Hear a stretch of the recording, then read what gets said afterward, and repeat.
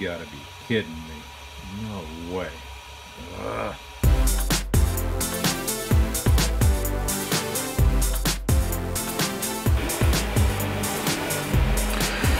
Welcome this week to Coffee and Tools.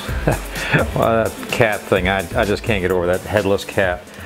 The printer this week, what I was going to do, back up here for a second, I was going to build a full enclosure that would take in the machine, and I was going to show that on YouTube and, you know, basically also share the files and things. Anyway, something terrible happened. Well, something good happened, I guess, but I came up on these, so we're going to take a quick look at them.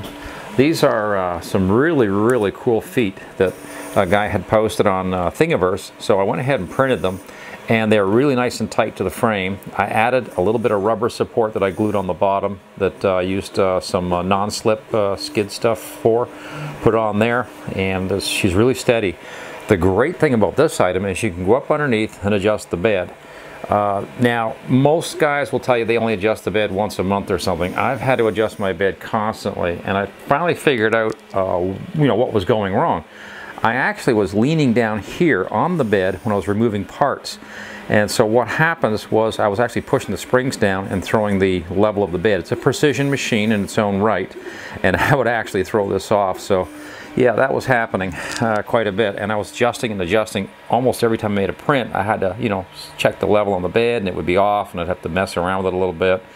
What was really interesting was I'd actually come back and end up with just about the same settings as I had when I started printing previously. So throwing the springs off, she does sort of come back to where she needs to be. But yeah, Coffee and Tools this week, things kind of went wrong. What happened here was these legs actually add about, I guess about 4.5 inches to the height.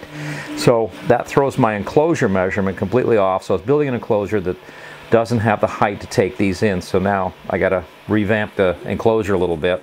But it's coming, it's coming. Okay, so, and we'll sign off tonight or today with, yeah, and we have our gummy bears here, so, you know, we're all set for 3D printing, right? Okay, I'm not sure what the 3D printer and the gummy bear thing is, but yep, we got gummy bears. Okay, thanks for watching, and we'll see you guys soon. All right.